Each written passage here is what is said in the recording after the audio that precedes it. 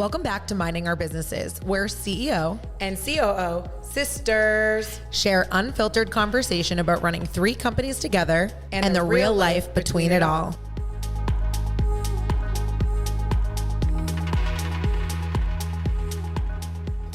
Camille Kostek. Today we're talking about embracing the uncontrollable. Mm-hmm. I really like this topic. You came up with it. Yes. We were like toying around. We're like, what should it be?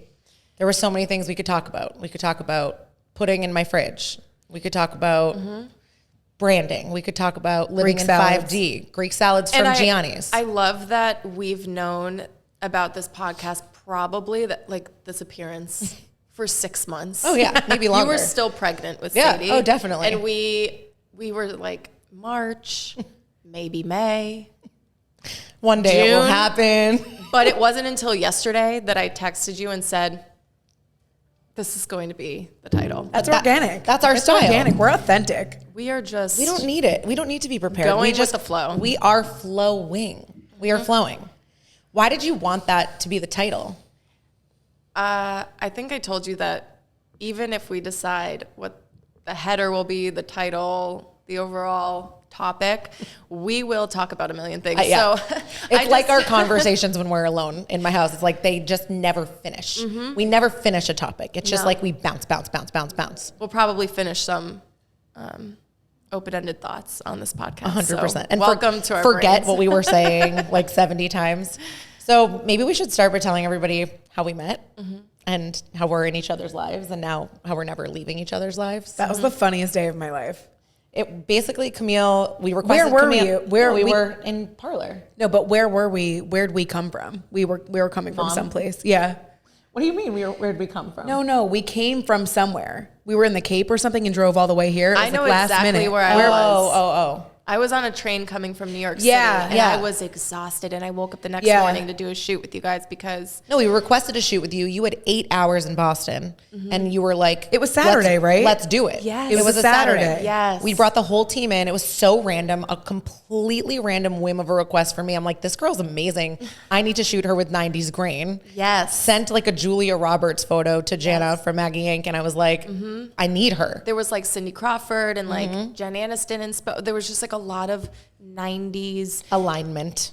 mood boarding, and I create mood boards all the time and like pin things on Pinterest or saved boards on Instagram, and I have had those photos for so long, but I just hadn't had a moment or a collaboration where I didn't have a brand telling me what I needed to do or how I need to be or how I need to dress, and just have like a free-for-all shoot that like embraced freedom. It was so fun. what it was. And I remember you saying, or maybe you said it to Jana and Jana passed it to me, that you just wanted to shoot me Raw. and photos that were going to be timeless. Yes, I remember that too. And I don't even know where it came from, Camille, like honestly. But so you come in, you have like your little suitcase. You're like, Always. you just like have like an aura, like a light is just surrounding her. She comes into Parlor and immediately just like normal. I'm Full like, golden oh. retriever vibes. Yeah, she's like full golden retriever take vibes. it. Camille is the golden retriever mascot of Parlor. Golden retriever energy for life. That's actually something we bonded on because I told you I'm in my dog was a golden spirit. retriever era. I mean, forever you're in your era. And then we start shooting. You and I start talking. We're like, I love journaling. You're like, I love journaling. And we're like, I love positivity. You're like, I'm positive. And we're just like, I like rainbow sprinkles. You like rainbow I sprinkles. think it was to the point where your team was like, Rachel, and they barely even knew me, but they were like, Camille, hone in. And we were there until Wrangle the it sun up. went down. We were. And they were it like, didn't I was end. the last one. You were like, it's time to go. Like, Then you came back the next day. Probably. No, you did. You were like, I want a facial with Rob. And then you guys, you called him. Yes. From the, like you FaceTimed him. I'm like, are you just FaceTiming Rob right now? Like what's happening? And then you're like, we want facials. And I remember just being so worried that Rob wouldn't fit on the facial bed. And I like tried to find a way to extend the bed because I didn't want his feet to hang off. I think we did. They just hang off everywhere. Hotels, our bed, everywhere. Yeah. And then it was an endless love affair. Then for me, I loved you at first sight, but for me, it was the moment of pudding that I fell in love with you because I was on keto. You came to my ratchet, small, very dirty home. I told you my dog was my grandfather reincarnated. And you were like, I've never bitch. related to someone more. Yeah, you're like, she's my person. And Harry liked her. Harry loved her immediately. Harry hates everyone. But then, Oh yes, that's right. I had like, because I'm a golden retriever. He understood my dog energy. I had 5-day-old keto pudding in my fridge, and I'm not the best cook. Covered in tinfoil. Camille opens my fridge, invites herself over, grimy on the outside, opens my pudding in the fridge, and I'm literally, I don't know her that well yet. I'm purple. Wait, hold on. Let me put this out there. I am really good at hosting others. You are. So when I go to other people's houses, I'm so used to like opening up my fridge and just helping myself that like I love that. It's not a boundary. Like if someone has a boundary, I don't care that you open the fridge. I'm crossing it. Like I'm going to go in your bedroom.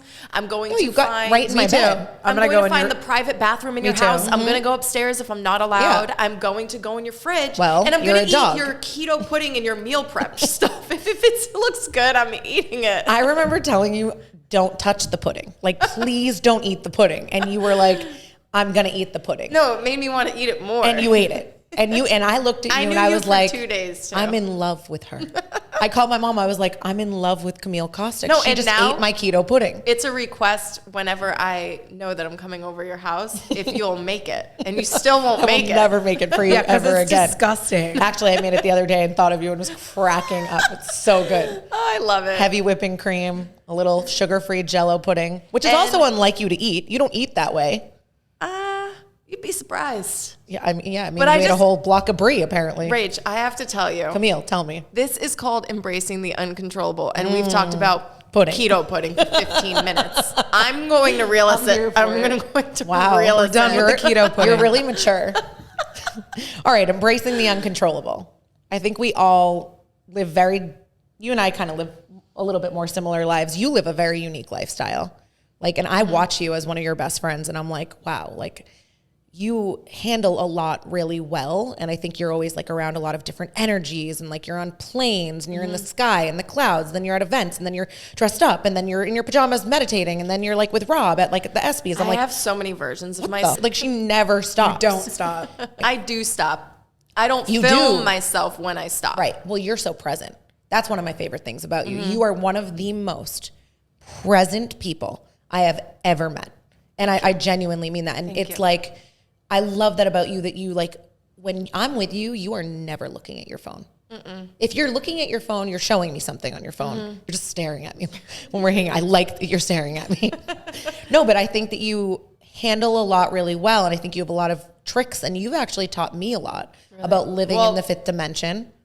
I've learned a lot from both of you. Well, isn't that the best friendship when you can teach each other how to like constantly live better? I feel like that's like the ultimate goal. Because you constantly challenge me to up level. You're like, that language wasn't good. How can you improve that? And I'm like, I love that you're challenging me right now. That's crazy that you say that because you have leveraged me as a human being personally and my brand to a place that I've always wanted it to go. And I very much can get shit done. But there are aspects of my life that I procrastinate hard, and you have seen that. You've seen my strong points, and you've seen my weaknesses. Same. We all have them. And it's not a coincidence that you have the success that you do and how you run so many successful businesses simultaneously and are a mother and a sister and a big sister of a big family. Yeah. And I just like, and you don't just like work at these companies, you are the CEO, and I admire that so much. Thank you. I honestly, I remember meeting you for the first time, and I actually was hoping that you would tell me that you were much older than you are and that you weren't my age, because I was like, wait, I thought I accomplished a lot. You have done. It's mind blowing to me, and just you are so. I can't, we're going to laugh after I say this word, but like, I'm scared. Mature. Thank you. You're immature, but you're mature. I'm so fucking immature. But you enlighten me in so many ways, both you and Carly. Like, I always talk about your age. And we say that age is just a number because it truly is. Because I just can't believe, like, I know. You're all so of Rachel's wise. friends think I'm 22 still. I think 19 maybe. Well, that's like Michael Rubin for me will always be 5. Yeah. Like he'll always need his butt wiped and he'll always be 5. You know, I it's just like always locked love in being time. around people who speak the same language as me. Like I feel like I don't have to like be someone else when I'm around you both. Right. Which I love. Right. Yeah. No, I think we're a group of driven individuals who like are just aspiring to be the best version of ourselves every day. And like I think that's why we enjoy each other's company, because it's like no bullshit, but we're also like career oriented. Well, it's really nice too, and I've found this, you know, in the workplace, like these people aren't my friends, but there's some people that you know, work on my team, and they or people that, you know, are in passing, or people who have heard me talk on podcasts. I get mocked a lot for talking about like manifesting my life. Really? Yeah. why? Just like someone from my like talent team. There's a lot of people, so it would be really hard for anyone to figure out if they really wanted to, but he had said to me, and maybe he didn't like have any like ill will towards it, but I was kind of like, that felt like you were mocking me. But he had told me when I got this job that I had been actually manifesting and journaling about privately. He had called me, and he you know, he had my team on the phone, and he goes, I go, okay, so what's this call about, good or bad? And because you never know, like, you know, you got let go of this, or you didn't get this audition, or you didn't get this job, whatever. And he was like, well, have you been, and he said it like this, have you been manifesting lately? Have you been journaling about this lately? No. Because you got it. And I was like, I did? Like, I was so excited. But it was, you know, like, and everyone was like laughing. But they weren't laughing with me because I wasn't laughing. They were laughing at me. When you had said, like, you feel like you get to, like, speak this language, and, you know, you made a joke about it, about how, like, when I had come over your house for the very first time 2 days after meeting you, how you had said, this is my dog Harry reincarnated as my grandfather. That was normal to me. You know? I was like, I've had past life readings. Like, I believe Kostek, we've had them together. No, but since I was so young, I remember being 7 years old specifically. I think I was in the 2nd grade, and I remember like being in my room and just like sitting on the floor like crisscross applesauce, and just I think didn't realize what I was doing, but I was like meditating at the time, and it just felt good to like be like, after being like overwhelmed at school and then having like so much homework to come home to, and knowing that like I had all this homework to do, but I didn't want to do it because I just wanted to be home and like play with like my friends or my Barbies. Or I played Barbies until I was like 15, but I like just wanted to like ride my bike for a little bit before going to dance lessons. And I just remember just sitting in my room and just like de-stimulating and like thinking to myself, literally had this thought that's ingrained in my head to this day at 31 years old, thinking, will I ever have friends that think like me? Will I ever have friends that like understand that like, I get that thought. We live in I this get that thought 100%. Galaxy, in this universe that no human being can comprehend, and that there must be other beings out there, and that there is no end, and there is no true beginning, and that like everything is energy. And I always wondered, like, am I ever going to have people in my life that will think like that and I could share these thoughts with? And I think it's so interesting that you will always find people that meet you where you are. And it's no coincidence that we didn't meet each other at 14 years old, and that we're meeting each other at 100%. this point in our life. Agreed. I have chills as I speak about this, further confirmation that all of the friends that I have in my life, and when I say all, I mean like 5, but they all think and speak and move and share the same values. Value the same things. I remember being in my room looking at a Britney Spears album, wondering why I didn't look like her at that age. I had a Britney Spears poster, the pink one, and she's sitting like that. Yeah, exactly. Yep. The braids. I totally understand too, like that concept of like when you were younger. I never felt like when I was in middle school or high school, I had great friends, but I never felt like I was living exactly as I would be. But I couldn't verbalize that, and I didn't know at the time that I was meditating when I was. Like our dad used to make us stare at a candle flame and make the I still flame. do that to this day. Yeah, it's a good meditation. But I think that the topic of meditation is obviously ever so present in this podcast. We talk about it all the time, but on the topic of embracing the uncontrollable, I think meditation is one of the modalities, Carly hates when I say that helps us. Makes up words. I don't know what that means. Really? No, can you tell me? I really thought you'd like she be can't. with me on that. She can't. It means like a thing. It's a moto quality. Thank you. It's a moto You quality. can't use the word in the A definition. particular mode in which something exists. It or makes experience sense. or No, You're she all just thinks it makes stupid. sense. She makes shit up. Whatever. We meditate. I think there's a lot that's uncontrollable in our lives. Like where there is no superhuman aspect here. It's like every day we have shit flying at our heads. You've very interesting things that are coming at you, like situations that you tell me about all the time. And it's like, how do you embrace the uncontrollable? How do you handle that with grace? What are the keys to success to handle life with grace when things are out of control? My favorite thing about going on podcasts is one, hello, I'm Camille, for those who don't know me. I didn't even think you needed an introduction. No, I definitely If you're do. following me and Carly, you don't need an introduction. I do. Hi, I'm Camille. I'm a golden retriever and I love meditation. Yes. And Hobby Gronkowski. And Ralphie Gronkowski. When you say that I live a very unique life, my favorite thing, the reason I like to go on podcasts is because I like to talk to everyone. We are all human beings. No one has it all figured out. I don't care how much power, how much money, how many friends or how little friends or how old you are. Like, we are all figuring it out Every day. all the time. Yeah. And not even every day, each moment. Each We've minute. had days where you're waking up and you have a terrible day so far, but then you shift or you don't shift. I like that perspective a lot. I agree with you because like when you're facing something that's uncontrollable, I think you have a choice. You and I talk about that choice a lot. You have a choice to rise above it and see it from the plane and handle it with grace, or you have a choice to become it and become the negativity. And I think that is part of embracing the uncontrollable, is choosing your poison there. How do you want to react? How do you want to feel? And the reason I brought up you mentioning how I have a unique life in the sense that I have a unique career, I think, there's so many things in my day-to-day life that have nothing to do with my career that I am learning to take with grace. For example, I want to know what you mean. when I am late, which unfortunately happens a lot. I want to tell you that when we first met, you told me something you really like about yourself is that you're never late. I said that? Oh yeah, I distinctly remember you saying No, that. I did not say that. You made that up. On my fucking life, you said No. that you were wearing, you had your suitcase, you looked at me, you were right on time. I was like, wow, I'm impressed you're on time. You're like, I'm always on time. I always thought you would be on time. No, she's not always on time, ladies I don't and know who gentlemen. she was. She is- lied. Yeah, she totally We lied. accept you in all That was my forms. higher self. Whenever I'm late to somewhere, or I miss a flight, or I don't get a certain job that I had really wanted, or I don't know, don't get invited to something,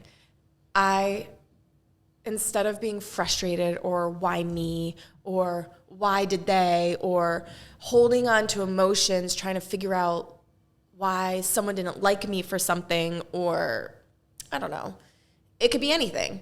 I have learned to just shift. And it's so, I have grown up listening to podcasts and listening to people talk about this. And it's so frustrating to listen to, only if you have not yet applied it. And so I don't want to be another person that you're just listening to say this.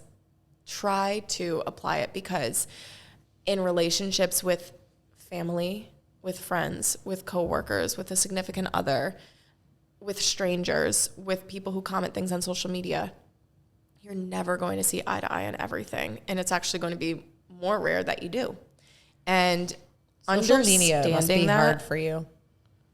yes and no. I find it to be a much more beautiful place, but I think it's because I choose to see it that way. And I 100%. also have chosen to create a space that way and rid anything that doesn't serve my best and highest self. It's just people are so vocal and Well, you have to annoying. accept them and what they're doing. Like, they have nothing to do with you, and that's part of what you're saying. Is like you just kind of send them like not love, or Yeah. you send them love, and then you're continuously just like on your own path. And if you just choose to ignore it, or you can, I think what you're saying too is like when I turned 30, I feel like I was able to like learn more of those lessons. I don't know, for some odd reason, like, you know, when like you're young, like you have FOMO, or like you feel like people are talking about you, or you feel like people are like not on your side, or like there's something you said when you were like in your bedroom playing with Barbies, something I don't think I meditated. I did the things that Rachel did with my dad, but that wasn't like my innate nature. But like I would always say to my mom, I feel like I'm never going to have a friend that's as good as a friend as me. or like I feel like I'm never gonna have I get that. like people in my life. And Rachel and I loved each other, but we didn't always see eye to eye until we were a little bit older because we were different. But like I always said that to my mom, and I always felt like I was never like on the same planet, I agree, as other people, because I was always capable of other things or got things faster, or was able to have more mature conversations with my mom or my dad or something like that. And you're so, and I know you know this, you're so giving without anything in return. And that's very rare. It's true. That's a good way to describe for Carly. others and not expect anything in return. Because I find a lot of the time that I don't like to ask for help. Yeah. Because I don't want whoever I'm asking help from to feel like I owe them things. Or being owned. I hate that. And I also think it has to do with me feeling like I have to owe somebody something. But I know that if I were to do something, or when I do something for others, I expect nothing in return. No. Ever. Yeah, Ever. agree. Sometimes I don't even need the thank you. I'm just like seeing someone happy or at peace or helped. Like, I is love enough. that. I agree too. with that. Not to continue the love fest, but I actually think like, yeah, you were cool and like you were a supermodel and like whatever. I'm not overly impressed by those things. Whatever. If you're going to actually be in my space and spend time with me, I want you to be like a real friend. I didn't know if you had the capability to be that, because I was like, I don't know what kind of person she's like. I want you to know, to this day, people feel that way about me. Well, it's knowing a weird assumption, but it's so not who you are. That's actually why I have a very small circle. It's something you and I share. Carly shares that too. Keeping a small circle is important because you need like-minded individuals around you. That's something that helps me embrace the uncontrollable.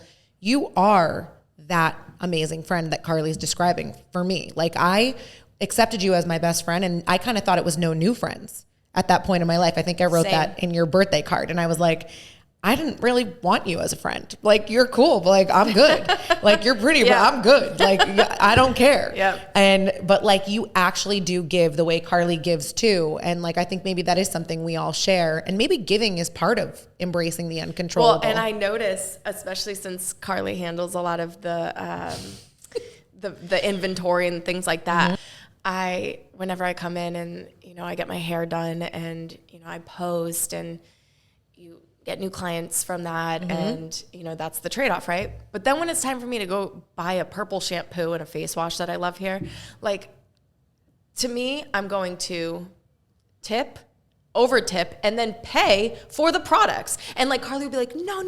And like always, and I'm like, no. And we fight about it. I'm like, get out. Stupid fight. Get out. We always Such a do stupid this. fight. Dumb. And that's just like one thing, but we are always yelling at each other about like, Giving to each other. I think I bought a sleepy tie. Ew. At the That's pop-up. like, honestly, so fucking and you weird. guys got so mad at me, and I was like, It's I'm so supporting weird. the brand. It's so like, weird. We don't want your and I bought, card. Like, it was just, but we do this. Whenever I'm late to things, like, I used to literally stress and be upset, and it was going to ruin the whole photo shoot. Whenever I find that whenever I just accept, a lot of the times I find this in New York City, no one wants to leave a bad first impression, especially with a new client. And I remember showing up to the shoot in New York City, and this is when the shift happened for this part of my life. I hate being late. Even if I am late, I hate it. It stresses me out for other people. And I'm like, you know what? This is so disrespectful, and I just don't like it. And anyway, I remember being probably like 15 minutes late to a brand new shoot in New York City. And I was on my way, and I just knew that I was going to show up and just immediately start apologizing. And I was like, dang it.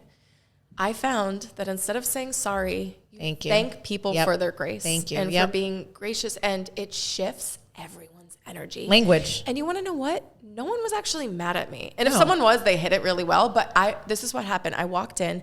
They weren't even ready for the shoot. So it actually worked out because Divine timing. Turned out they were going to be stressed out that I was going to show up on set and have to sit basically in a corner for 30 minutes.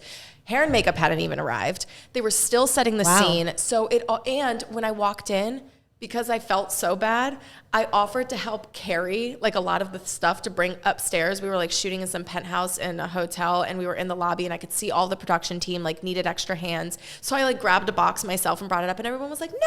Once we got up to the top, like the director and everyone was like, what are you doing? Why are you helping? I was like, it was my pleasure to help. So like immediately the shift was already happening. So my point is, I was running late. I could have walked in, been apologizing, been upset, making excuses, being mad at myself, like already setting a bad tone for the day, when in fact, they were grateful that I was helping them move boxes.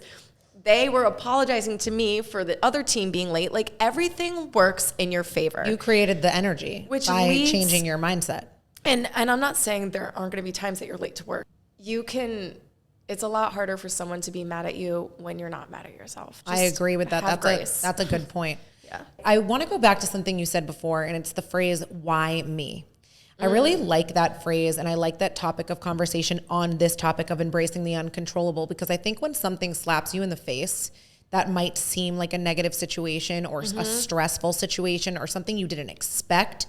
I think oftentimes I find maybe someone's reaction, sometimes that happens to me too, you could say to yourself, why me? You could ask that question. And I think that is a very dangerous question to say, why me? Because it leads with a negative connotation. Why me is in my mind, when I see that the phrase why me, very negative. And to me, it is equivalent to limiting your abundance. I agree. The moment you feel, you think, you say, why me? And the more that you say it, you are attracting a block. You are lessening your abundance, and you are you're limiting your existence. I agree. Much. And you disagree? No, I agree. Oh, I have gotten out of that why me very recently. And the moment you start to apply that to your life and understand there's a bigger picture for this, is the moment your literal life experience changes. Bigger picture and why me go hand in hand. I agree completely. I think why me is such a stupid saying, because like things happen to everyone at all times. And like your shit's not going to be worse or better than mine. And I think when people say that, it's like you're also not blaming yourself for maybe things that are happening as well. And people don't take accountability, because like you never know why something happened to you unless you're like really putting it in your own hands, unless it's really something uncontrollable. Well, I was just going to say, like last night this week, I've had a lot of things thrown at my head that like kind of were unexpected. Like last night, Lily throws a water bottle at Sadie's head. We were having the loveliest night. And then I wanted to go to sleep early. I wanted to meditate on this podcast episode. I had planned to do a meditation bathtub. I was going to Palo Santo the whole room and like think about the topic and meditate on what I would say and namaste, like all this shit. And then I end up in the ER with Sadie until 2 a.m. And I was thinking to myself driving to the hospital, I could have said to myself, why me? Why me tonight? No. I said, I'm grateful for this opportunity to learn about how to keep my children safe. I am grateful that they will look at me. I was manifesting that the doctor will look at me and say she is 100% totally fine. And if I could have spiraled though, and been like, this week sucks. I forgot my makeup. My daughter's in the hospital. I'm not getting sleep. I have to wake up at 5. I have to do this. I get to do this. I'm grateful for this. And you want to know what else? Because in the years that I've known you, I remember in the very beginning, you and I are very much hypochondriacs. Oh yeah, absolutely. And I don't have kids of my own yet, but learning from you, I'm sure that it is, it's one thing to embrace the uncontrollable in your own life. I can't imagine when you have kids that you can't even communicate with. Like, you don't know what they're very thinking. Scary. It's very scary. She's less of a hypochondriac than me, though. No, but even I was really bad before pregnancy. You going on your way to the hospital with Sadie could be thinking all of the absolute worst outcomes. Instead, 100%. You started to think and pull in healing energy to even the thought and the feeling and the experience of a doctor looking you in the eyes and saying she is 100% okay. Immediately doing that changed the situation in so many aspects of your life. Like, if you can do that in some of those scariest moments, you're setting yourself up for success. Well, I think too, like the reason you say that about me being a hypochondriac is because I think I had kidney stones or something, and I had to get a procedure, and I was really scared. And I remember you called me, and I was in the middle of a hysteria, and I was losing my mind and like crying hysterically. And you can have an evolution of your mindset, like to show you that moment happened, right? Like I'm not perfect and I never was, but I was able to manifest and teach myself how to have better language, how to view medical situations in a better way through pregnancy, through experience. And I think you can evolve and learn to handle things that are uncontrollable in a controllable way. Well, and don't you think it's so interesting too? I don't know at what point in our lives, and I feel like you definitely feel the same, like we all would, that like at what point in your life do you wake up from not being a kid anymore and becoming the adult? And we like, I think about how our moms mostly, or my mom would always tell me, like, I always call my mom. I always call my mom to tell her something that's absolutely crazy. Like, my left hand's numb. Am I having a heart attack? Right. And she always just says, you're fine. Me too. You are fine. And you just hear it, and you just hear it from your mom. And she's like, you're going to be okay. You are fine. Take deep breaths. Go sit outside. Open the window. Grab some lavender essential oil. Rub it on your temples. This is where I get it from. But now that you are a mom, when your daughters call you because they are scared about something, you are never going to be like adding to the hysteria. You're never going to be like, ever. oh my God, you're right. If you're going Definitely go to the not. hospital right now, like, unless, it's an actual emergency. But even if it were an emergency, I guarantee you, your first approach is going to be, let's take some deep breaths, or come over, let me hold you. My mom go in your always says meditation we're room. fine. I've never had a time where she's been like, you're not fine. It just seems like a shove off, like you're fine. But No, it I love really it. is like it gives you a peace of mind that you don't have. I agree. Motherhood does change you drastically, and I can't wait to go on that journey with both of you and experience that with you. It challenges every aspect of the uncontrollable too, like an uncontrollable anger too. Sometimes, like when your toddler is freaking out and there's no reason for it, you have to go into the 5D dimension and you have to be able to be calm. Like when Lily threw that water bottle at Sadie's head last night, she didn't mean to. She doesn't know what she did. And I had to compose myself and look at her and not freak out. There's no reason to freak out. She You know what I doesn't mean? know. She doesn't know, but in that moment, she just really hurt her sister, and Sadie's crying hysterical, and the situation's elevating. The stress of the situation is elevating. How do you wrangle the emotions to handle it with grace? Maybe it's your mom. Maybe it's meditation. Maybe it's, one of these modalities. I don't know. That's where 222 I have to practice. Oh, explain 222. What is it? 2 minutes, 2 seconds, 2 minutes, No, 2 2 minutes. hours, 2 minutes, 2 hours. 2 hours, 2 days. 2 days, 2 weeks before you react. You can decide. So like if you're in a situation, apply 222. It's like, do I need 2 minutes to handle this? Like, should I pause for 2 minutes? Should I pause for 2 days? Should I pause for 2 weeks? What do I need to pause? And it's something Carly and I say to each other before we rush to handle a situation. Yeah, Adding pause. it's a good reminder because like I can see red real quick. Totally. Same. But I don't think it's about not seeing red. I think it's just about how you react to seeing red. Yeah, but there's times it's unnecessary. I'm finding that it's almost a blessing and a curse of trying to be so in control of my own feelings and emotions because, like the topic of this podcast, there's so many things in our life that we cannot control and must accept. But what we can control is the way that we react and the way that we feel and the way we handle it. But sometimes I find that like I'm micromanaging my feelings to the point where I'm like, all right, am I trapping emotions at this point? Same. Like, I'm like, sometimes you just need to be mad. Or sometimes I will say I tell anybody if they're like, I'm going to cry. I'm like, cry. You know how people are like, don't cry. I'm like, no, cry. Yes, I agree. Cry. Trapped emotions. I'm the same way. Can manifest into physical ailments. And I am very big into Reiki healing. And it is such a real thing. Like I hold on to other people's emotions. I hold on to my own emotions.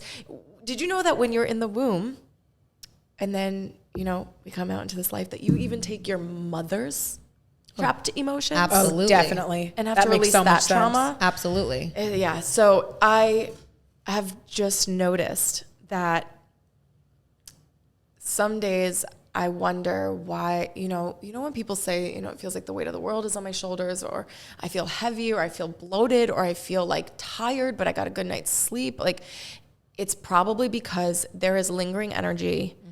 And I actually wanted to take this time during my meditation last night before this podcast it had come to my attention that I only like to share this saying with those that I love and cherish in my life.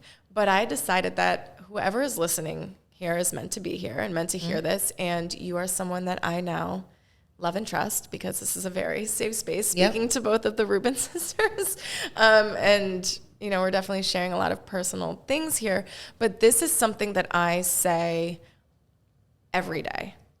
I say at the end of my day, I ask that any and all entities that no longer serve my greatest and higher self, please be removed and sent off to the universal light. And I take my hands and I wipe 1, 2, 3 down one arm, 1, 2, 3 down the other arm. And if I have a headache that day, like I'll wipe 1, 2, 3. Everything's in 3, 6, and 9s in like the spiritual angelic number angel world. 3, 6, 9. Damn, she's fine. Suck it to me one more time. Sorry. Fine, actually. This is normal to me. 3, 6, 9. So you don't sing that part. You can if you want, but then you say, and then as I brush everything off, I ask that those negative entities be transmuted to love and light. Because if you think about it, you're brushing off all the negativity. Yep. Who is that going to now? Or is it coming back to you? Or is it like lingering in your house, you know? So you ask that it be transmuted to love Positivity. and light. So yeah, that's what I say a lot. And you live and breathe that though. I remember one time you were like venting to me about something and I was giving you advice. You're not an advice person. Like you're not a friend that needs advice. I've learned that very quickly, but you don't even want it. You just want to say what you need to say. Same. And then you want... I don't know if that's a bad thing though. You want the other person to shut the fuck up. And I like that. No, I like you're self-aware. It is. It's because you're self-aware. It's a mark of self-awareness. Way. You're just venting. But I remember I said something to you once very early on in our friendship and you were like, Rachel, you can't be half spiritual. And I remember where I was driving when you said that, the line hit me hard. And I was like, she's fucking right. You can't be half spiritual. You either believe, you're all in, baby. You are all in or you're all out. It is an every moment enlightenment. I do agree with that. And it is seeing every moment as what is and what could be from what is. It's acceptance. It's surrender. It's loving awareness. It's just being. And I think for me, a really peaceful thought is thinking, I know that in 100 years, we'll all be dead. In 200 years, I like to say everything we know right now will no longer be what we know anymore. Everything's constantly evolving. For me, I don't know why that's a very comforting thought, but it makes me feel like kind of everything matters, but also nothing matters. Yes. And I think that's an important thing. Everything matters and nothing matters. I love that. I love the nothing matters like vibe because it makes you feel like less attached to all these feelings. Carly, I love that you just said, I'm going to hold your hand. I love that you just said attached because attachment, you and I have had many deep conversations about this. I'm actually still working on Of course you are. It's things hard. that I am attached to. It's very hard. You can be attached to a way you thought your life would look. You can be attached to a way you thought situations would go down. You could be attached to a timeline. You could be attached to so many things. I have to tell you it might make me cry in an instant, and I feel like you could cry too if you thought about it, but I'm scared. Yeah, you should be. Don't cry. No, it's a release, but I'm not going to cry. But for those listening, this is something that is really, really, really great to practice. And even if it's not something that, makes you happy, I'm going to let you know it's going to unlock trapped emotions. Here's one of them. I don't remember. I wish I could give credit to who I learned this from. But of course, I learned it from TikTok. like spiritual TikTok timeline. Yeah. And you close your eyes and, you listen. You can go on Spotify or anything and just type in like Zen meditation sounds or like a 741 hertz frequency or something that just really allows you to just buzz. And you lay down and you close your eyes and you start to think about, I hope I'm saying this right. You start to think about like, let's say that you're on planet Earth. Like when like you look at like NASA photos of like a star or a planet and like Earth looks just like green and blue and Small in a giant black galaxy. You imagine yourself standing on top of the Earth. And I'm going to use my dog as an example. I have a crazy attachment to him. And like I like could lose it in a second thinking about like life without him. And so what you do is you think about this, I would think about Ralphie being attached to a cord. And let's say we're like astronauts and like he has, because you know, we're in this galaxy now, we're floating. So I'm on planet Earth and I'm holding on to this cord and I'm in, you know, have my little space suit on and he has his little space suit on. The reason I say this is because wherever he disappears to, he's still living. Like he can breathe in his little suit. But you watch the cord, I could cry thinking about it. Disconnect. You watch the cord float away and you let go. I know, it's hard. And it's like I can see Ralphie's eyes. Like, and it can be someone's kid or someone's boyfriend or someone's ex or your parents, your siblings. It could be someone that you hate, but that you are obsessed and attached to. Yep. And you think about them floating off and just going into an Peace. existence without you. Yep. And it's really, really hard to do, but you will unlock something thinking about what it's like that you are you, they are them, and you can coexist. Yes. But we enter and leave this earth on our own. And I think that's such a scary thought, but it doesn't have to be, because you hear the saying all the time that you are everything that you need. And it's so hard for me to say that because I'm like, but my man, I love him so much, and my Rachel and my Carly and my parents and my siblings and my dog. Like I'm nothing without them. Like, but then you have to really think, like, if you didn't have any of these people, or if there weren't cell phones to reach out when you need help or make a phone call or social media or something, and you're alone, you have to be with your thoughts and you have to be with yourself and you have to persevere, or you melt and you're miserable. And you have to have an identity on your own. You definitely have to be able to. I agree. And I think it's a constant challenge to become enlightened. That's for me constantly what I'm thinking about. I think what I really like about what you just said is it's a really practical way to have a visualization of something you're trying to achieve, cutting that cord. It's actually something I practice in motherhood a lot because I don't believe I'm in charge of these little beings. I believe I coexist with them. I remember you telling me that before. It's something I meditate on often, and it's something I have to remember when I'm in those times of stress and trouble, like Lily throwing the water bottle. I'm not here to yell at her. I'm here to guide her. Wow. And I'm here to show her in a positive light. I'm not here to say, no, don't do this. I'm here to say to her, let's do this instead. You know, and I want to coexist with her, but I think it is really hard. I agree with you because I look at my life and I'm like, I could never live without these things. I feel that way about my mom.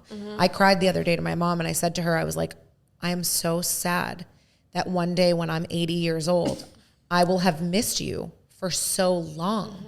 And I was like, that pains my heart so much to say that because I don't want to ever miss you.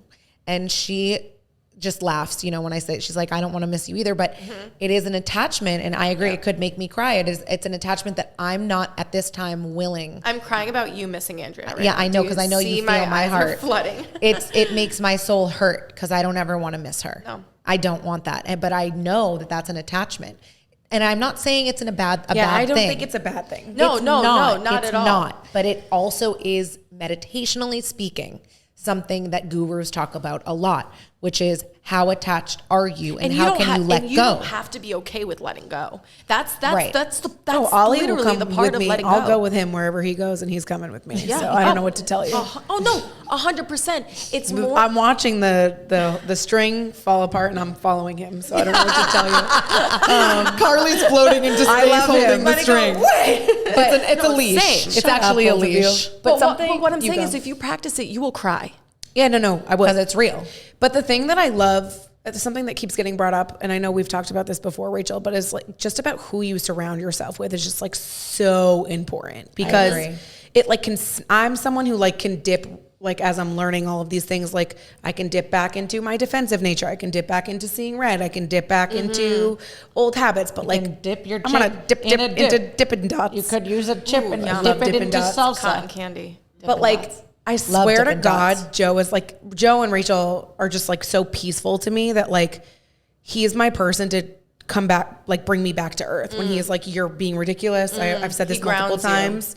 or like that's not a big deal, or like he's so like unattached to his emotions. Like I swear to God, I always say this, he lives in 5D without even like knowing what it is. Yeah. And I think it's absolutely crazy. Like, and for me to watch him, like I know that I could not see him for like 6 weeks and he'd be like totally fine. Not that he doesn't love me or want to see me, I know what you but mean. like I feel like he lives that. Like he doesn't have attachment to things like that. Rob is very much the same, and I totally literally relate. was just gonna say that I actually, spending time with Rob, have seen he is one of the more innocent and he is spiritual without even trying to be spiritual. And like he kind of floats. I think it's who you spend your time with, but I also think it's how you spend your time. Yeah.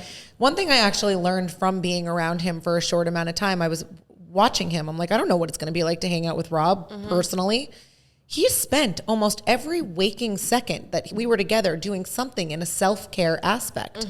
He was like either like running around the yard or like playing with a dog or picked up a lacrosse stick, and then he's like looking at you, and then we're like laughing about something, and he's not on his phone. But he's definitely not worried about like future things, past things, No, this thing. no, he was in the present. No, but the part that reminded me of him that you were saying about Joe is he could see me pacing the yard outside on a phone call, seeing red, like about, if something isn't cohesive or something isn't going right. That's also a really hard thing is, meticulously building my brand and knowing everything that I wanted in my life, and then literally having to hand it over to like an agent and a lawyer, losing control, and letting go of the attachment. It's and I'm like, "Wah!" And so What are you like? You still look pretty. She still looks pretty. I find that he has brought me back down so quickly. Like I'll walk in and be like, and this, and so upset, and then he goes, who cares? Like, let that go. love like, that. And The he's who like, cares he's kills like, me. the next one's gonna come, and he has taught me so much. He's chill like about that. dealing with things and just not taking things so seriously. Yeah. But it's gotten to a point too now where, in his family, they have a nickname for him. It's called No Notice Rob. There's a problem with that.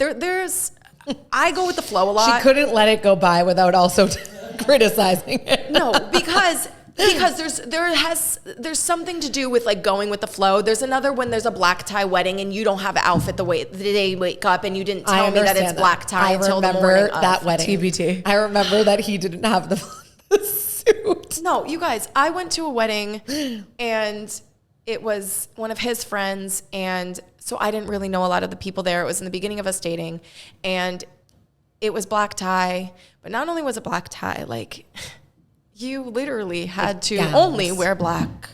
Everyone wear black. Really? Oh. I wore a blue dress. No. I wore a blue dress, and he was in the wedding, so I was really all by my lonesome self. No. And I was like, Tell me you were the only person in color.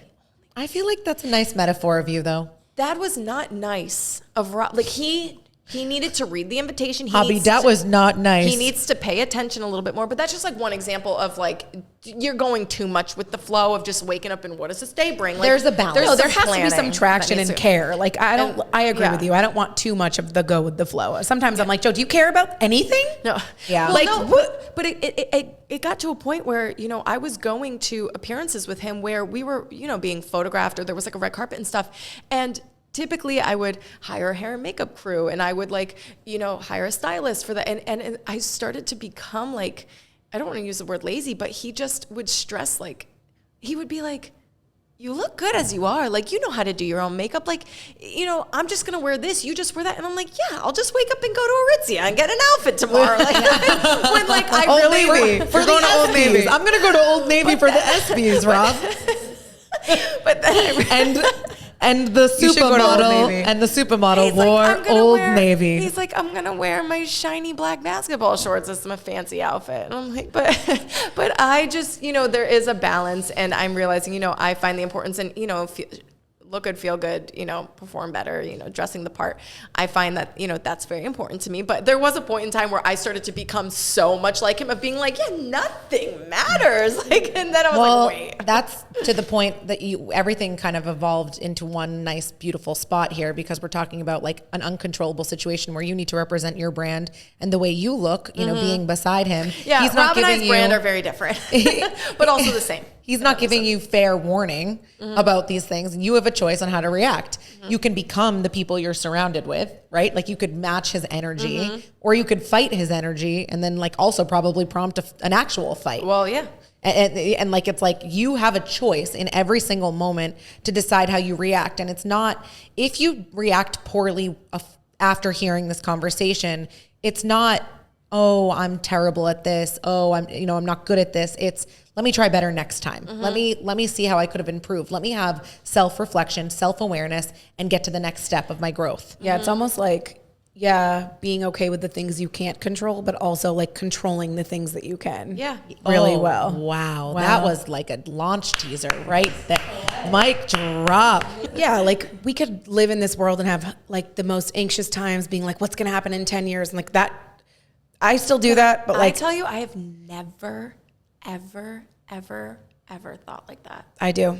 In my life. You don't think about the future. I hate the question, where do you see yourself in 5 years? Where do you see yourself in 10 years?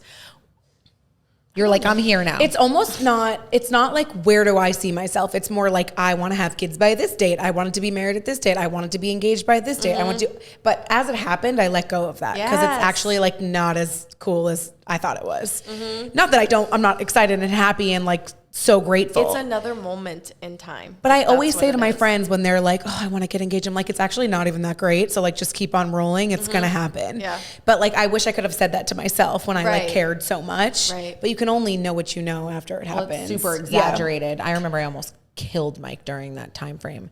It feels like the pressure, like everyone just wants you to be on this timeline, but it's also like, it's super not necessary. I could not relate to that timeline. It's quotes more. And it's everyone else. But do you want to know what's so interesting?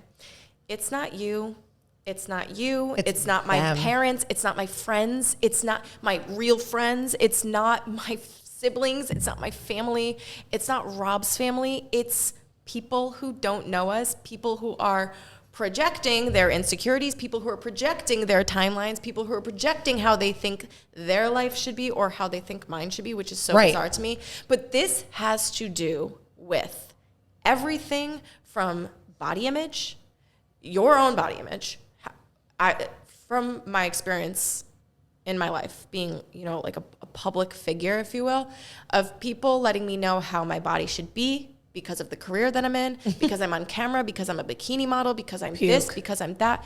People telling me that when I should have babies, when I should freeze my eggs, when I should be engaged by, when I should this, I should give them the ultimatum, I should have left by now, do I have respect for myself? And I'm like, honey, a lot.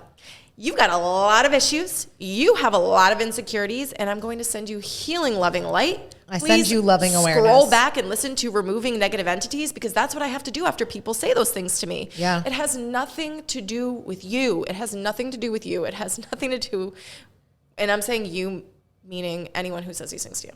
But no, but it's hard said that right down the barrel. It's hard to not listen. Like that's definitely something you have to continuously work on, because like I get super defensive and like I'm super loyal. Oh my God. So if someone's gonna say something about Rachel and like or something or someone else or about me or like anybody that I love, like I'm like no, Mike I'm coming for you.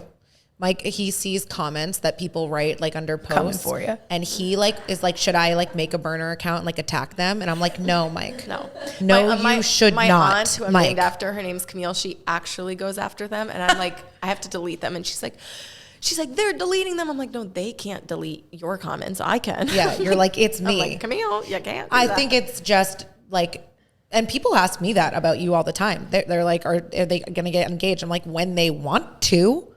Thank you. They're happy. They're living in 5D. They're living the most beautiful life. I used to hate when people asked me that, and I like people used to ask me every single day in the salon. I actually got to a point. I was 8 years into my relationship with Mike, and I would go down to the salon, and every client would be like, "When are you getting engaged?" When is he popping the question? I'm like, "Why do you think I know?"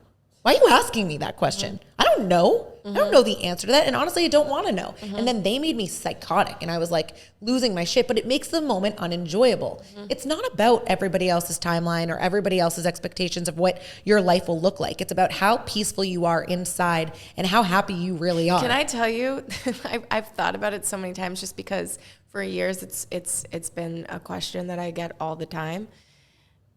From people that I don't know. It's like from journalists. It's like from, doing People ask interviews. you that? Yeah. Like in an interview, It's really? highly Do people inappropriate. like think how like rude that is though? No. Like it's so confusing. I firmly believe what you give energy to has power over you. I I don't agree. even like giving energy to this right I now. agree, it's dumb. But I am going to acknowledge it. But Thank you for acknowledging it. I'm going to also Look at how she just set the situation up so beautifully. She's going to end it and we're going to have positivity and we're carrying on. Well, no, I want to bring up, it was a video. I've realized where I am in my life. I'm in my era because this is the Golden retriever. Golden retriever. Well, yeah, but no, my era of really not giving a damn about what other people think and like really not just saying that, like feeling that because I care a lot about how people feel. You do. You're a true empath. And I'm going to forever be like that. But I am now working on how I'm responding to the way that people are stressing, trying to make me feel. That's beautiful. For example, I uploaded a TikTok in a very form-fitting dress at launch of Sports Illustrated swimsuit. I thought I looked fire in the dress, still think it. Uploaded it. The red one? No, it was like, yes, it was tie-dye. And there were, I don't know how many comments, but there were a handful of comments of people saying she's pregnant. Yeah, it's so stupid. So people were saying she's pregnant, baby Gronk on the way, da-da-da. And then people being like, I thought the same thing and like whatever else.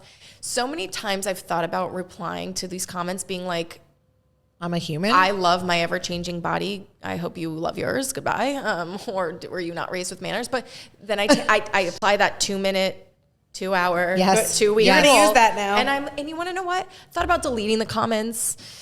Because what purpose does it serve other than it's just like creating a space where people are like, I thought it too, and it's like cool. Fuck guys you. can all hang out. Also, I'm gonna say it. Carly. Carly, She's back rising. up. I'm She's going to seeing tell red. you something. Hold on. I had a friend of mine see the comments, and I want you to know that I uploaded this video, and I uploaded the video right before an event that I went and had a great time in and took a lot of photos in and like had fun. I loved the TikTok video that I posted. Obviously I shared it, and I never went and I looked at, I didn't look at like, how was it performing? How many views, how many likes, how many comments? I wasn't looking. I had a text message from a girlfriend of mine, like, I don't know, an hour or two after I uploaded it saying, are you okay? And I was like, yeah, I'm having the time of my life. Like when I got the text message, I was in the middle of like having the time of my life. Like Sports Illustrated swimsuit launch week comes once a year. The magazine comes out once a year. And it's something that I look forward to all the time. Like I always say it's like the best week of my life. And I was having so much fun. And I was with all my friends and Rob was there and we're just having a good time. And I was so confused. I was like, what's wrong? But she had asked me, are you okay? Because she had seen like the negative comments about people saying that. And I realized that, so I wrote, what are you talking about? She's like, oh, I'm so sorry. I saw some of the comments that people are writing on your video. And I went and I looked at the video and I go, oh, saying that I'm pregnant? She goes, yeah. She's like, screw them. Like telling me, like trying to say things to make me feel better. I go, oh, I don't care. Yeah. I genuinely, like if I cared in that moment, because older version of Camille would have been like, what the hell? Like, why are people saying that? Who's so rude? I'm going to comment back. Da, da, da. Now I literally saw, and I was like, just checking, like making sure, like, is that the thing that she's checking in on me about? Like, and I go, those comments, she goes, yeah, are you okay? And I was like, I'm totally fine. I was like, we should check in on those who are saying that. Like, I genuinely, 100%. and I leave the comments there.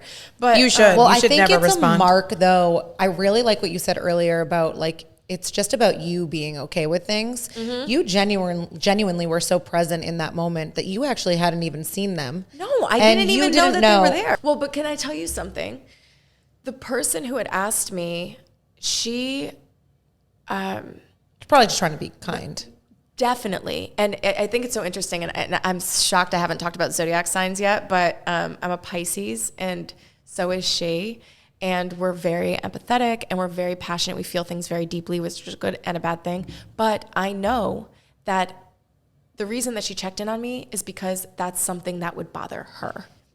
Camille, pause. Everybody just needs to soak that in, what you just said. And I know that. That is the truest essence of embracing the uncontrollable. You can't control what people are saying about you. You got ready that day. You looked hot. You felt good. You felt the way you wanted to feel. Do you want to know how it would bother me if I felt that about myself? Right. And exactly. then you realize that the things that you are getting upset about, it could be, again, in a relationship, it could be with family, it could be with coworkers, it could be whatever it is. When you get so mad about something, think about what it is that's triggering that. It's probably an insecurity that you have within yourself about something. That's that living in 5D. That's living in 5D. So truthfully. when I read those comments, for as much as it might have stung me in the past, I literally was like, what? Like, so. Yeah, but it's also perspective. No, that doesn't. It's perspective to be able to put yourself in somebody else's shoes and to give them compassion for their hate.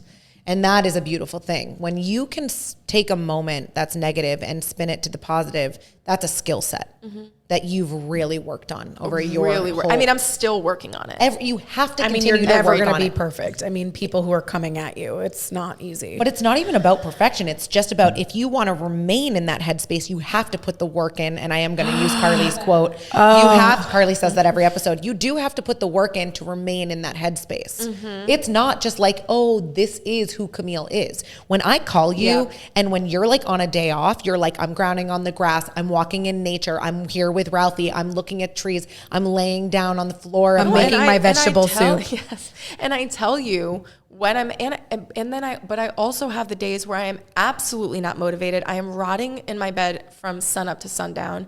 I am, deep in scrolling on my phone or I'm, don't want to do anything. And sometimes I question what it is that I'm even doing with my life or my career or, am I who I am?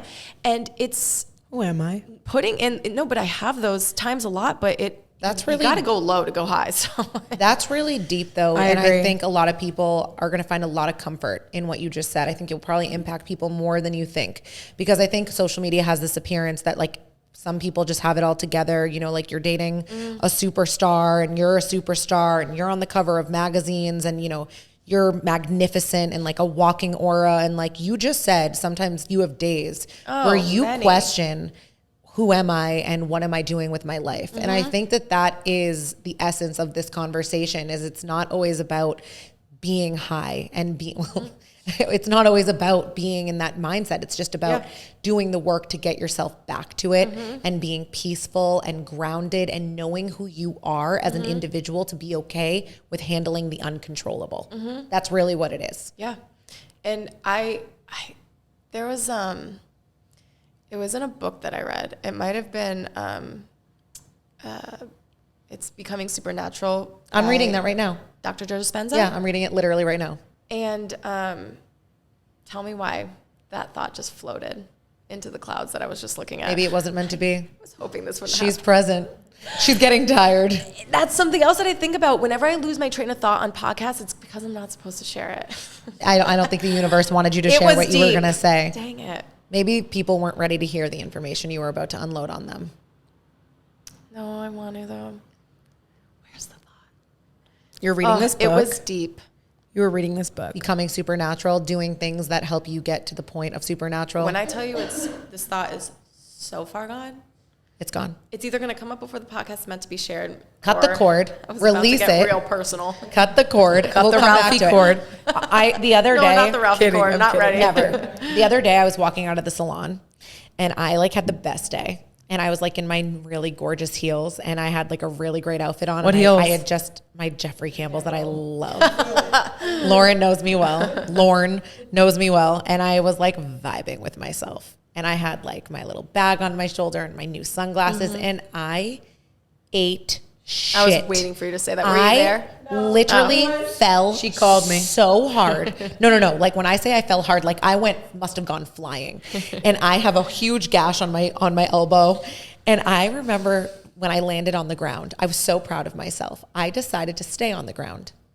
And what I did is I just sat there and I was like, the universe, this is how weird weird I've become. I'm ready for it. I sat there and I was like, the universe wanted me to take a pause. So I sat on the floor. Finding grace in the fall. Exactly. I sat on the floor and I decided to look at nature and look at the trees. And I was like, the universe wanted me to just slow down right now. And I was so proud of myself because I thought that was like such a nice moment that I was able to get to that thought so quickly. I wasn't like, why me? Why am I falling? Like, ow, boo, boo. I was like, okay, shit, my fucking arm is killing me. Yeah. I was like, but look at the trees. Yeah. Okay, I'm leaving.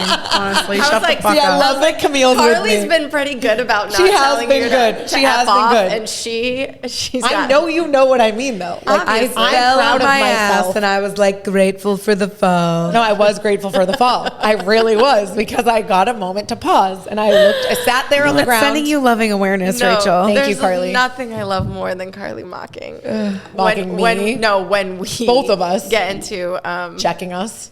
Listen, I'll always bring you down to the real side, girls. This is 60. Welcome. Actually, that's a point that I wanted to bring up because we were talking about before, like being present. And like for me as a CEO, I know you'll relate to this, Carly. Like there's not thinking about the future, like not thinking 5 years ahead, which I agree with because it means you're present. But then there's also the CEO side of me that's like type A. But and there I have to plan. I will say that works for some people. For me, it just doesn't. Like I changed there's a reason like I don't have tattoos. I get bored easily and I want to change my mind all the time. Like that's the reason. Like Also, you have really beautiful skin and it should just be a canvas always.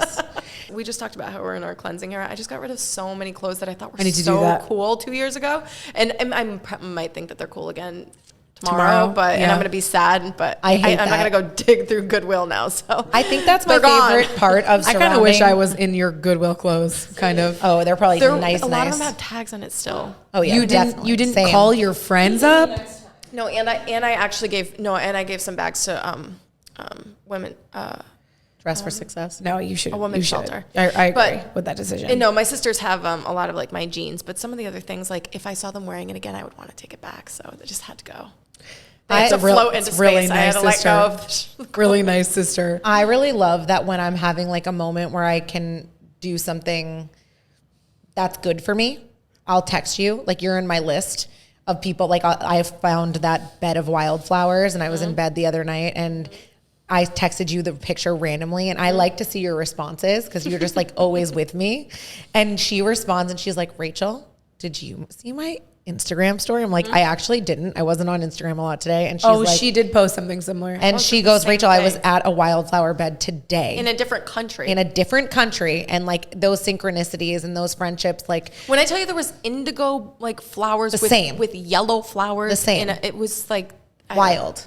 But then like on the cleansing era thing, like I was in like an organization mental case mode the other day. I had randomly stopped texting you and I'm like, I'm sorry, I disappeared. You're like, I disappear all the time. Yeah. It's like surrounding yourself with people who like understand you so deeply, but also can help you handle those uncontrollable moments. Like, but also putting the work in and being proud of your friend for putting the work in. Like I was like, I just cleaned the whole house. I organized everything. You're like, I'm in my cleansing era too. Yep. I love this. Like I'm all about it. Like da da da da da. And then we're like kind of egging each other on, like in the positivity of it all, you know? Yeah. And it's pushing ourselves forward, I think, to be able to handle uncontrollable moments together and to be able to lean on each other in those moments to say, why don't you try this? Why don't you go meditate? Maybe you need this. Maybe you're looking for that. Instead of giving you advice, I'm always going to look at you now and be like, go walk on the grass barefoot, you little fairy.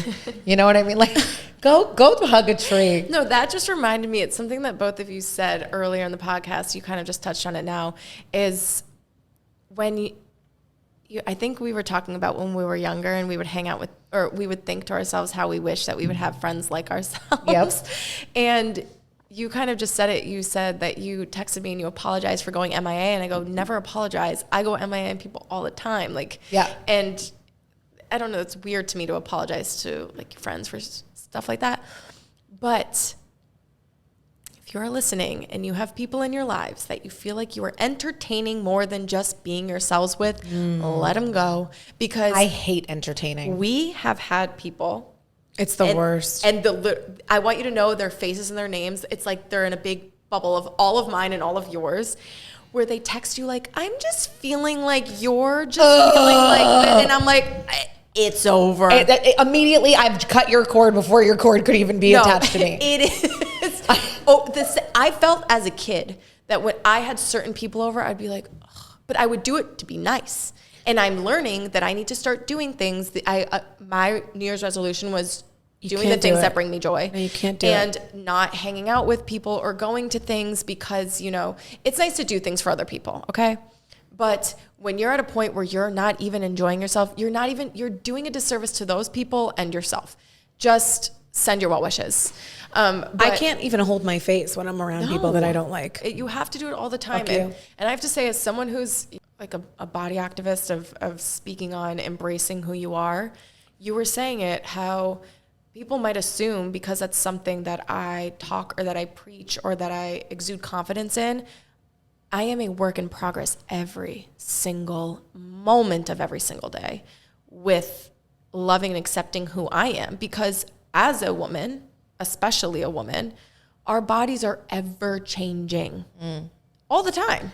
Especially after you pop out some babies. I can't imagine. Let me tell you. And you want to know what? I think about that too. And I give myself, and I say this word so many, like if you had to take a shot every time I said grace in this podcast, you are on the floor drunk. But I give myself grace. Like I look at her in the mirror a lot of the time and I'm like, Camille, you know that you want to have kids one day. If you can't love her now, how are you going to love her when she's pregnant? How are you going to love her postpartum? How are you love her? I was thinking the other day how weird it is. You only get one big toe. You only get one front tooth. No, why'd you start with big toe? You only get one tooth. Like think like like we're gonna this say tooth, body and you said big toe. You have this tooth your whole damn life. I think it's weird we don't have to plug ourselves in. Crazy. Do you know what I'm saying? You don't think that's crazy? That tooth we is don't have gonna to plug take you ourselves forever. in. Yeah, we just have just, energy. live. Well, that just proves we are souls. I just remember I can't believe that my something. heart still beats sometimes when I just literally sit in my bed for 3 days straight and hide and don't do anything. And I'm like, I love that you do that. Getting there. Yeah. Oh, well, I'm like, let's walk. When Camille's at an event and then I know she goes into hibernation mode and I don't hear from her, I always know where she is. I know she's recuperating her energy. I read your message, but I'm not answering. Oh, I don't even text you anymore during those times. Or if I do, I'm like, don't answer, but hi. Don't answer, but I liked your dress. I send you voice notes, which you hate, but it's the only way I do can answer. hate it so much. I sometimes just can't. No, because you're in a meeting and you're like, can I play this out loud? I'm like, God, no. I've learned to ask, can I play it out loud? No, but like when you're at like SI week or whatever, I'm just like, you look beautiful. Don't respond. I loved your dress. Bye. Yeah, like I just know to like, I want to show you that I'm supporting you and watching. And it really I just do it on Instagram. Why is it that you feel the need to kind of like hibernate after an event like that? Like when you go on like when you have all that energy around you. Mm-hmm. This is where I feel like I have different versions of myself. You were talking about that. And and the days where I go into hibernation mode, and hibernation mode means quite literally sometimes just like sleeping the whole day away or just staying in bed all day and like feeling into that and not feeling guilty about it. Or it also could mean in the next, 24 hours, I'm in an infrared sauna and I'm walking in nature. I'm sitting in the grass literally in Rob's boxers and a big t-shirt, nowhere to go and no plans and no looking at my phone and just letting my feet plant into the grass and making home cooked meals. Like those are my ways of like recentering and grounding and being still. And I have that version of me because I quite literally cannot function, cannot travel, cannot talk to people, do podcasts, go on TV, do photo shoots, interact, be a big sister, a girlfriend, a friend, if I do not do those things. And you can't show up 100%, and you always show up 100%. Mm-hmm. And actually, to a point you made earlier that I meant to respond to, you were talking about like people who put their stuff on us or like pretend to be friends or like are whatever and they like unload on you. The things you just said about how you spend your time and like not giving energy to other things, but like being selfish and spending your time that way allows you to give 100% of yourself to the small group that you love. And I used to think I had to explain that to people. Like, and now I don't, anyone. Well, you would have to explain it to people who don't understand. I was just going to say you probably did have to. Well, to explain it to people who I'm not answering messages to, right, that are like, my friends. Like, if I have to explain that to you, like, that's my biggest pet peeve. That's how I cut a lot of people out of my life. 100. Well, like I get a lot of, and I mean no people harm. who get mad at me for that, or like, yes, you had 3 days off and you couldn't spend it with me. I was like, Oh my God, I will never say that to you, ever. I don't even want to see you. I used to have a couple of friends like that in the past. You can't, no. If they're in a small select group of people, they have to understand. Like, I need to be able to hang up on you. I don't even want to say bye. We talk about that. I love when I'm on the phone with you, just like being like, bye. I love when your phone dies on me and I'm like, good, bye. I don't want to talk to you anymore. I know. And you're like, and that's how she died. I don't like, call it's you just back. over. Yeah, don't call me back. I don't want to talk anymore. The conversation's over. Taylor and I do that too. And that's why you guys are my best friends. I think it's a sign of true friendship. We also talked about we never take pictures together when we're together. We've probably hung out like 7,000 times and we just never take out our phones. And I love that. That's why I love Gabby. She doesn't care. We could make plans and cancel every single one and she'd never be mad. Not one single time. Yes. I love that. Yes. If I can make plans with you and be like, I'm not coming, then you're my friend. Yes. That's all I got for you. But tie that back to embracing the uncontrollable. Being selfish, saying no, not doing something that just serves somebody else allows you to be present and in your own mind so peacefully that you can handle whatever comes your way. That's really what it is. That's why this topic is being brought up on this specific podcast episode. You are in control of the way that you feel and the way that you react and the way that you respond to things in your life. You may not be able to control the outcome of what it is, that experience, that person, that thought, but you have the capability of being in control of your own. And I know that that doesn't come easy.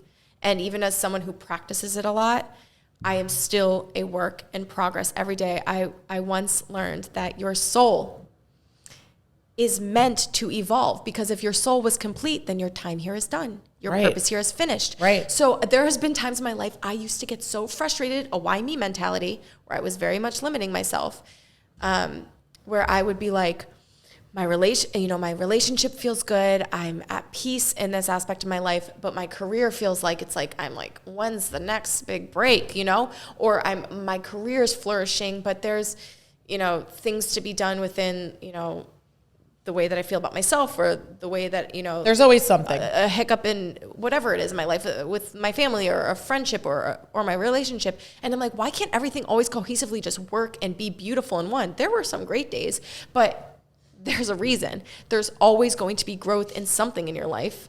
Yeah, your soul is always evolving. It's supposed to. You're supposed to learn and grow all the time and learn new lessons all the time. And that's why, honestly, I'm going back to this question that I was talking about. I always get asked about marriage. Rob and I know that we are learning so much about each other, challenging each other, learning from. Rob and I have known each other for 10 years. We have not consecutively been dating all of that time for those timeline junkies. Yeah, no. We've had our ups and downs. I've moved across country, whatever else. It's a different day. But we have challenged each other. We have communicated. We've learned so much. And I also believe that we are like each other's twin flames. I was just going to say you're twin flames, 100%. And because of that, I know that you are.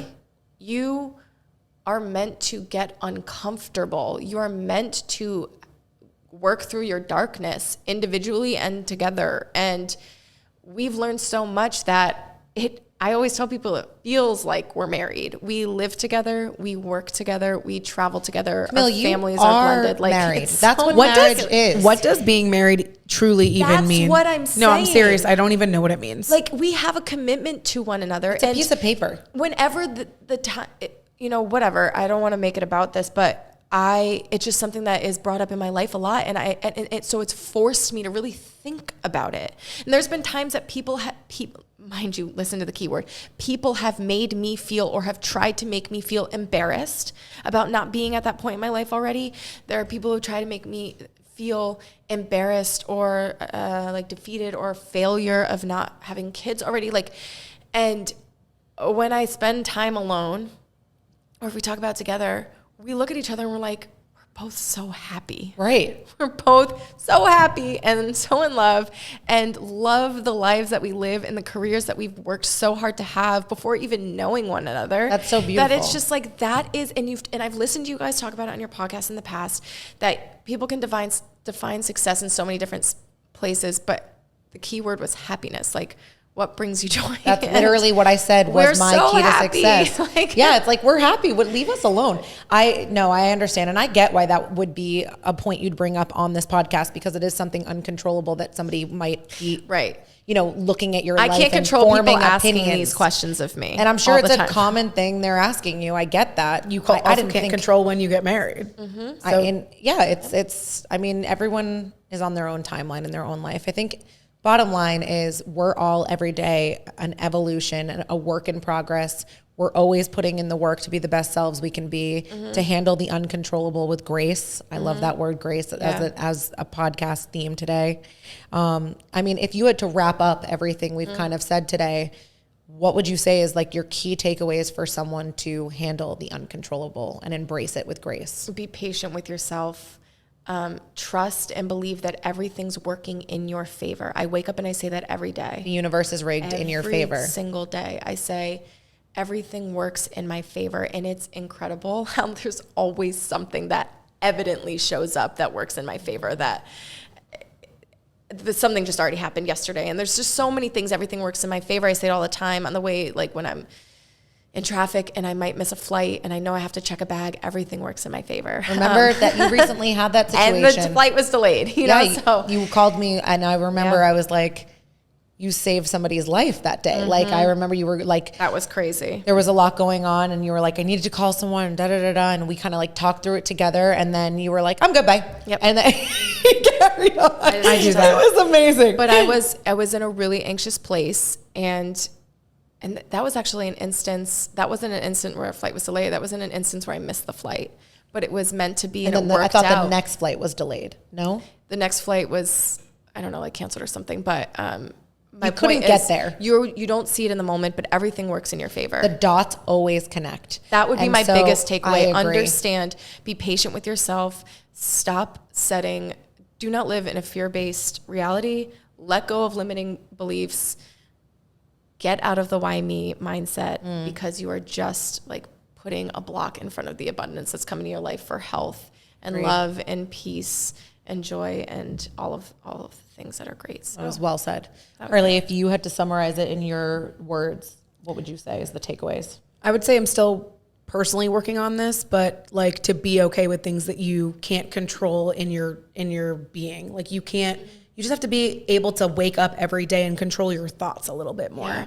Because that for me is like my main struggle is like not being able to control the things that like are fears of mine. And when I have these fears, then that makes me have a bad day, or then that makes me not be able to like get ready for work and feel good, or like make my lunch or do those small things. Like, so for me, it's controlling the thoughts, but also being okay with it just in general. Surrendering. Like just surrendering, unattaching the rope and just being okay with it. I love that. That's my first step in everything. Cause like, I don't really play the why me game. Like I try to like know that I'm accountable. I think you've evolved past it. Yeah, like I try to be accountable for like the things in my lifetime, but I will say I like to control things. And that was something like I couldn't control when Joe was going to propose to me. That was a fear of mine. Like I was always like, he's not going to do it. He's not going to do it. He's not going to do it. And I only learned the lesson that it didn't matter after it happened. I have a question. When he did propose, did you, maybe you didn't, but did you shift into a mindset of just like not obsessing over it or thinking about it or fearing it anymore? Or you still were to that moment? Or when it didn't? When it came, was that like in that time frame, was that something you were still fearing and thinking about a lot? Or you had let it go? No, I wasn't as worried about it. Like I think she's saying after you got proposed to, did those feelings just dissipate for you? Yeah, they left. No, but I'm saying like, I know at one point in your life, you probably did have a fear of like, when is it happening, or how is it happening? I'm saying, did you reach a point in your life where you kind of let go of that and then it happened? Yeah. Well, so the thing about me, No, I did. I don't think you ever let go of it. No, I did. No. So me and Joe had like a serious the thing about my relationship is that me and Joe are we're very opposite. So I control a lot of the things. Yes. Not in like he's a wussy or anyway. Like saying. He likes that. Like I control where we do, what we buy, all of these things. You balance each other out. And for me, it was that one thing he always had. That was like got it. That's why I'm saying, like, for me, I just had to let go because it wasn't in my control. Yeah. It wasn't what ring he picked, what he bought, where he did it, how he did it. had nothing to do with me. Yeah. She was bothered by that. She would ask me like, how is he going to do it? And what's it going to look yeah. like? Yeah. Remember? And you were saying it was really hard to. Oh, it's very do hard to something surprise that she Carly. wouldn't- She's in my credit I card. love But that she video. sees everything. It was very difficult. She reads my text I did messages. speak up because I did need something from him. I was like, please just like let me know that like you are thinking about it, or you Right. are like, that was something I wanted and I needed. But after it happened, I was like, that was so ridiculous and so stupid and silly. Can I tell you that guys I wish I something, though? never worked myself up in that way. Right, It was a right, waste right, of right. time. But can I tell you something? So like my experience with that situation, clearly this has been a topic of this podcast. Like when I was, Well, every girl is thinking about this with their relationship. I was waiting for it for so long, and I would walk around the salon and everyone would be like, when's it happening? When's it happening? When's it happening? And then I was like super excited that when it did happen, people would stop asking me because I got like insecure. Here's what happened.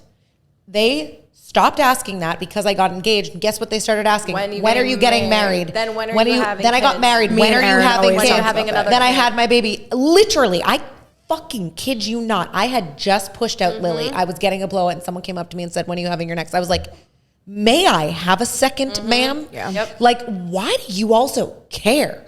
And also, you know what I realized though, in the loving awareness aspect of being in their perspective, I think it's just something to say. It is. It is. I think it's just something to say, and I agree with you. It's a reflection of what that individual projects onto my life, and I couldn't control it, and I had to learn that lesson because I did used to get angry from it. Erica Polsinelli, I think, just posted this on her podcast, and I like really loved it yesterday. And it was something like, be okay with being in spaces with people who don't agree with the same things that you do, or something. She said something like, you might That's not deep. agree, you might not love what somebody else is saying, but like there's space for both of your opinions. There's space for both of your feelings. Absolutely. I have actually reached that point just from the industry that I'm in. I'm constantly having conversations with like hairstylists and makeup artists Yeah. and stylists. And like every time I'm on set, it's a very personable set, like the same way you guys work in your agency and, you know, with different clients and talent. And I'm constantly having conversations. And because I'm such an open book, I talk a lot, but I've learned to be a little bit more reserved. And that I assume that most everyone is probably not going to have the same mindset as me, You or the should same assume that. opinions, that when they do, it is like Exciting. so exciting. It's exciting. It yeah. is so Totally. awesome. I agree with that. Carolina Gonzalez is a makeup artist I love that I've her. talked Yeah. about. I love her. Oh, you met her. Yeah, I brought she's her great. here. I love her. She is someone. You've actually brought me everyone you love. Yeah. You're Yes. like, you need to come here. Everyone that Kellyanne, you resonate, everyone that you resonate Taylor, with, Jen. that's good energy, you bring to me. And I Yes. love that. That's Yes. a compliment to Wait, me. I just want to finish what you were saying. Is I agree fully just on surrendering, because for me, like, you guys have brought a lot of like knowledge into my life about like 5D, or like just even reading that book, or like meditating, or taking a moment, or taking a pause, or breathing before you react, or any of those things, because it's a constant. It's constant. It's not It just is. one. It's not one day that I react nicely to something and the next day means I'm going to react nicely. No. But like, then I have to be aware that I have to constantly, you know, work on myself and do something different the next time. But I think, Controlling what you can control. yeah. Focusing on what you can control. And then the things that you can't, just, I also say, be happy where you are and be present in That's where you the are. book I bought you. I don't know if I actually ever bought it for you, but basically the Ram Dass always says, be here now. You always say to me, Be here now. yeah, just be happy with what's happening right this second. Just be happy, because the future doesn't exist and the past is gone. So just be here now. Love whatever's coming at you. Have faith. Faith is an important word. Faith that the dots will always connect, and be okay and surrender to whatever is. That's really what it is. I think that's the message that we have today. In your professional life, in your personal life, whatever you're longing for, waiting for, thinking about, it all just is. And namaste. Let it be. Thank you for coming on today. And thank you honestly pleasure. for, I mean, obviously I appreciate like I never take for granted like your time and energy. And I don't just assume that you would come on just because your friend has a podcast. So I appreciate it so much. But also I This was appreciate long overdue. We have podcast episode conversations on the regular, 100%. so it was just about time we put the mics in front of our face. No, it's a really good topic. But I think people are going to love this. They definitely will. But I think what's important about what people need to recognize about what you did here today is you were vulnerable. And vulnerability is authenticity, and that's real, and that is spreading light. And that's what I think is the most important thing somebody needs to understand about who Camille Kostek is.